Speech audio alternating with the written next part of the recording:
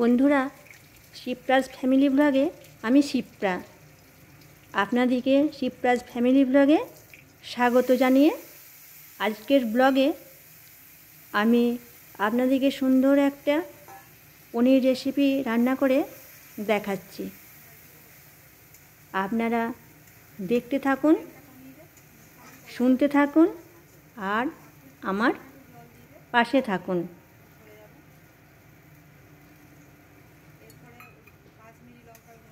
আর এই রেসিপিটির শেষে আমি একটা মশলা দেব, যেটা দিলে তরকারির স্বাদ দ্বিগুণ বাড়িয়ে দেবে।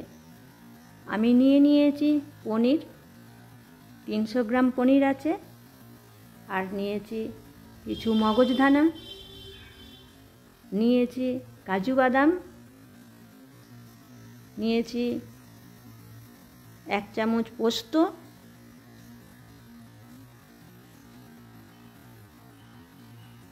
তা আমি এবার সমস্ত উপকরণগুলো মগজদানা, কাজু বাদাম, পোস্ত একসাথে বেটে নিয়েছি। আর এখন কড়াইয়ে আমি সানফ্লাওয়ার তেল ইউজ করেছি। দিয়ে দিচ্ছি পনিরের টুকরোগুলো, দিয়ে একটু হালকা ভাজা ভাজা করে নিচ্ছি।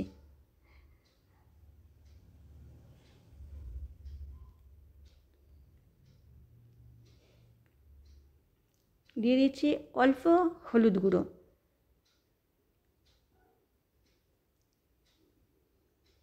আর দিচ্ছি অল্প কাশ্মীরি মরিচ। এবার একসাথে আমি ভালো করে নাড়িয়ে নিচ্ছি, তাতে কালারটা খুব সুন্দর হবে। তারপর আমি অল্প ভেজে তুলে রেখে দিয়েছি। এবার কড়াইয়ে দিয়ে দিলাম সানফ্লাওয়ার তেল।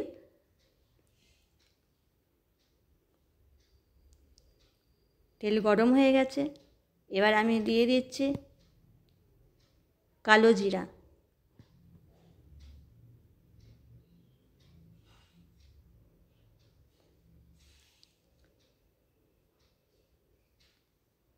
কালো জিরার বেশ সুন্দর সেন্ট উঠেছে।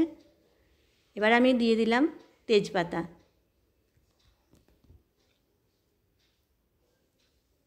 আমি পনিরটা ফ্রিজে ছিল, পনিরকে আমি 10 মিনিট উষ্ণ গরম জলে ভিজিয়ে রেখেছিলাম। তারপর তাকে তুলে ভালো করে হাতে করে চেপে চেপে জলটা বের করে দিয়েছি, দিয়ে টুকরো টুকরো ছুরির সাহায্যে কেটে নিয়েছি, তাতে পনিরটি বেশ নরম হয়। তারপর আমি কড়াইয়ে দিয়ে দিলাম যেটা আমি পেস্ট করে রেখেছিলাম, কাজু, পোস্ত, মগজদানা, সেটা আমি একসাথে কড়াইয়ে দিয়ে দিলাম। দিয়ে আমি ভালো করে নেড়ে নিচ্ছি। বাটিতে যেটা লেগেছিল সেটাও জল দিয়ে পরিষ্কার করে নিয়ে দিয়ে দিলাম।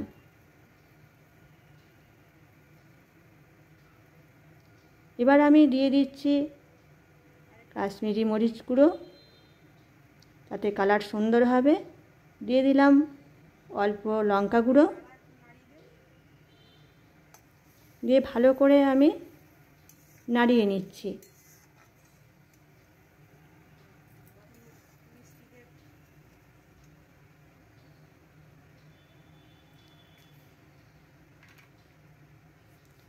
এই রেসিপিটি খুবই সুন্দর হয়। দিয়ে দিলাম চিনি। এই রেসিপিটি একটু মিষ্টি মিষ্টি সুন্দর লাগে। আপনারাও বানালে এতে মিষ্টিটা আপনারা আপনাদের প্রয়োজন মতো দিয়ে দেবেন।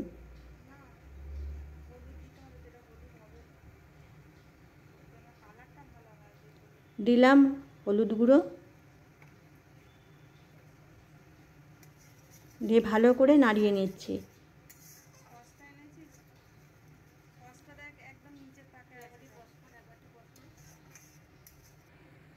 এই রেসিপিটি একদম সম্পূর্ণ নিরামিষভাবে আমি বানাচ্ছি। নিরামিষ দিনে এই রেসিপিটি করলে খুব ভালো হবে। দিয়ে দিচ্ছি টমেটো পিউরি,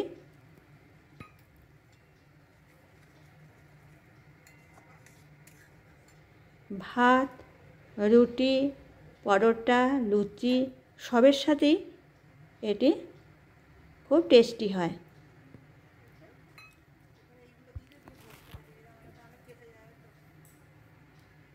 এবারে আমি দিয়ে দিচ্ছি ভিজে রাখা পনিরগুলো, দিয়ে আমি ভালো করে কষিয়ে নিচ্ছি।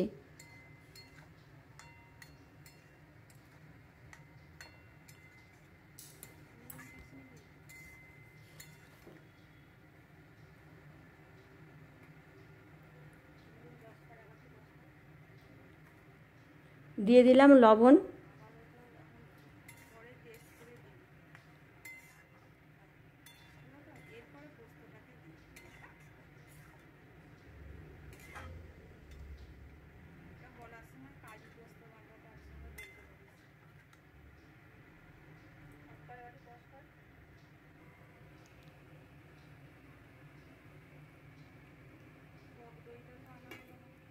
বাটিতে যেটা ছিল বাকিটুকু অংশ আমি দিয়ে দিলাম।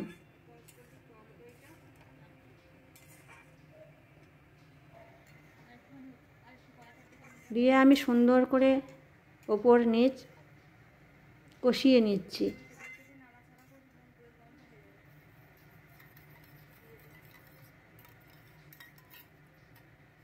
এবার দিচ্ছি ফেটিয়ে রাখা টক দই,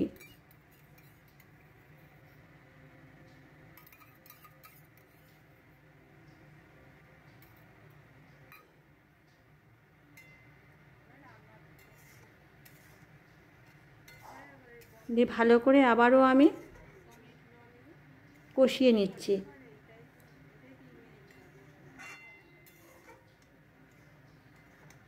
ফ্লেমটা আমি রেখেছি লো ছিল, সামান্য একটু বাড়ালাম, মিডিয়ামে রেখেছি। কালারটাও খুব সুন্দর লাগছে দেখুন।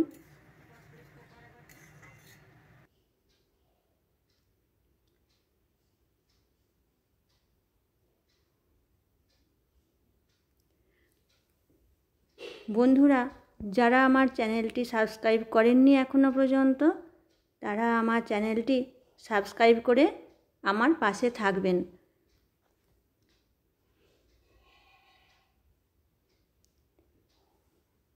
আর একটি লাইক দিয়ে দেখা শুরু করবেন। তো সুন্দর করে আমি কষিয়ে নিয়েছি।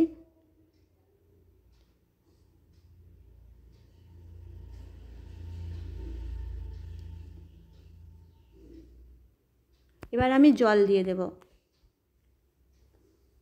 জল দিয়ে দিলাম, দিয়ে ভালো করে আমি নাড়িয়ে নিচ্ছি যেন সমস্ত মশলাটা ছাড়া ছাড়া হয়ে যায়।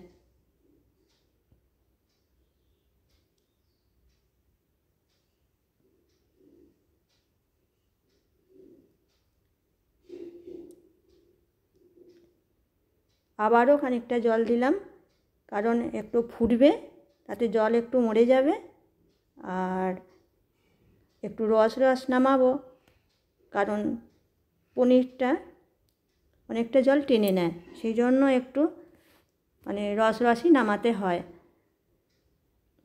ভালো করে আমি নাড়িয়ে নিচ্ছি।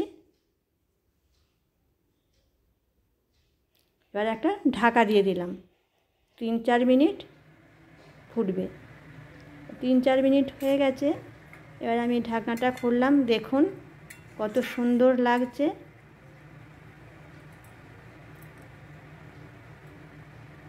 এবার দিয়ে দিলাম অল্প কসৌরি মেথি।